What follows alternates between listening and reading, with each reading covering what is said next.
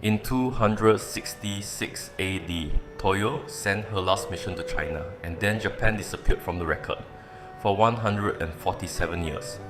When Japan came back into view in 413, it was male kings sending tribute, military titles, the language of conquest.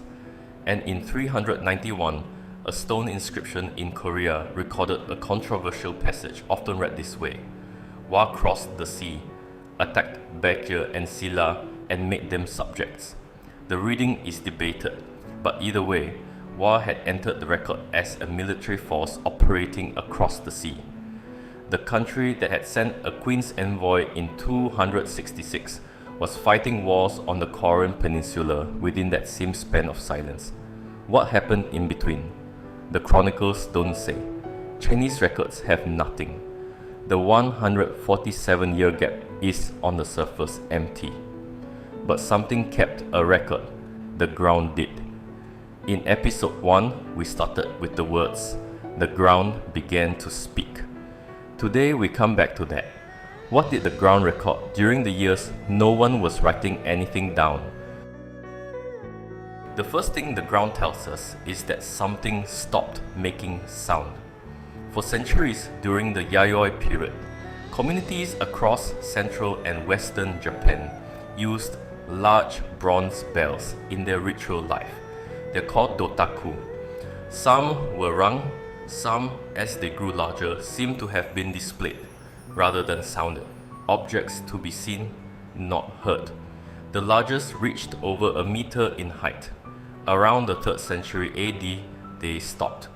Not simply a slow continuation into the next age. By the Kofun period, the tradition no longer appears in the same form. A ritual practice that had lasted for centuries simply does not appear in the archaeological record after a certain point. Most dotaku are found buried. Why they were buried is genuinely unclear. Some were stored underground and never retrieved. Some may have been deposited as the ritual traditions around them changed. Scholars disagree, and the evidence doesn't resolve the question cleanly. What is clear is this: something that had defined ritual life across a large part of the archipelago was gone by the time the Kofun period began, and what replaced it came from a very different direction. What replaced the bronze bells was a tomb, a very specific shape of tomb, keyhole shaped, a circular mound attached to a rectangular platform, viewed from above like the outline of an old key. The Japanese call them Zenpo-koen fan. They began in the Yamato region, the same area around Mount Miwa that we've been watching since episode 3, and then they spread. Roughly 5,000 keyhole-shaped tombs have been identified across Japan. The northernmost is in Iwate Prefecture, the southernmost is in Kagoshima. Every prefecture except Hokkaido, Aomori, Akita, and Okinawa has at least one. This was more than coincidence, more than fashion. Building a keyhole tomb is understood as an act of alignment. When a regional leader adopted this burial form, they were signaling a relationship with Yamato. The tomb was a statement. It said, "We are within this order." We saw in episode 7 that the routes of the 4 generals correspond to the areas where keyhole tombs spread. What the archaeology adds is the scale. This was not a single campaign, it was a process that unfolded across generations. And look at what's inside the tombs over time. In the early 4th century, the dominant burial goods are bronze mirrors, sacred objects, ritual objects, the vocabulary of a court still organized around ceremony. By the late 4th century, weapons appear, armor, horse gear. The vocabulary shifts. The tombs begin to look like the graves of warriors rather than graves centered mainly on ritual display. One more thing worth noting. The largest tombs of the 4th century cluster around the Miwa region of Nara, the area we associate with Sujin, with the Three Wheels dynasty. But by the 5th century, the largest tombs are in the Kawachi region, present-day Osaka. The center of power moved, quietly, over generations, but unmistakably. During the 147-year silence, Japan produced no records that survive. China wasn't recording Japan, but two objects from outside Japan tell us something about what was happening. The first is a sword. In Isonokami Shrine in Nara Prefecture, there is a sword unlike any other. 6 smaller blades branch from the main blade, 7 in total. It's called the Shichishito, the 7-branched sword. The date is debated. A common reading places it in the late 4th century, often around 369 or 372. Another reading places it considerably later. The inscription itself is difficult, and scholars have not reached consensus. Whatever the precise date, the sword tells us something simple. By around the late 4th century, or at the very least by the age of the Wa kings, there was a relationship between Baekje and Wa significant enough to produce a formal gift of this kind. The second is a stone.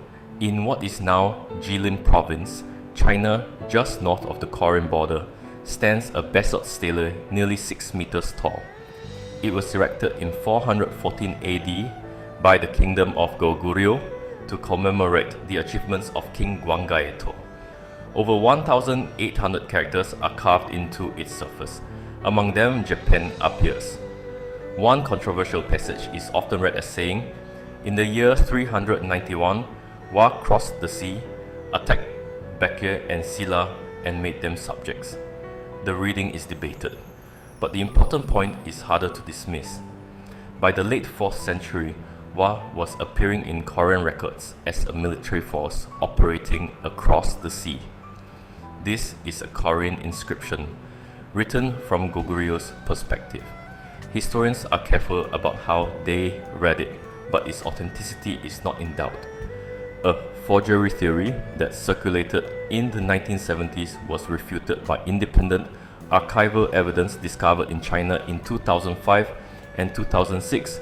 The stele goes on to record that in 400, Goguryeo dispatched 50,000 soldiers and pushed Wa forces back. In 404, Wa entered the Daifang region and was again defeated. The chronicles preserve a story of victory across the sea, but the defeats recorded by Goguryeo, the battles of 400 and 404, do not appear clearly in Japan's own chronicles.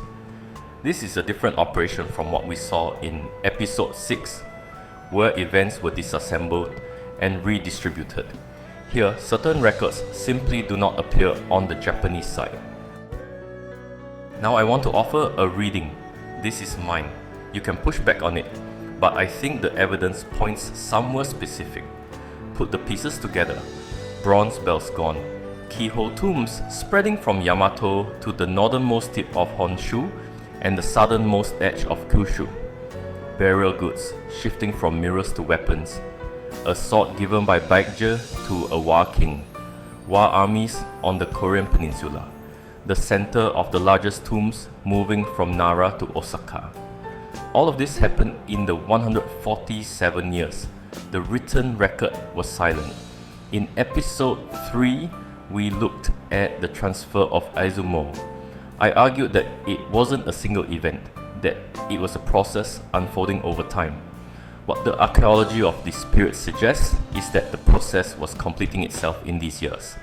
Keyhole tombs reached the Izumo region. Older burial traditions were gradually displaced. The land, as the ground records it, was being reorganized. Here is the phrase I want to push back on. Yamato built Japan. What the ground suggests is something slower and more complicated than that. Not Yamato building Japan, but Japan being remade into Yamato. Community by community, generation by generation, one keyhole tomb at a time. One more thing, a small bridge to what comes next.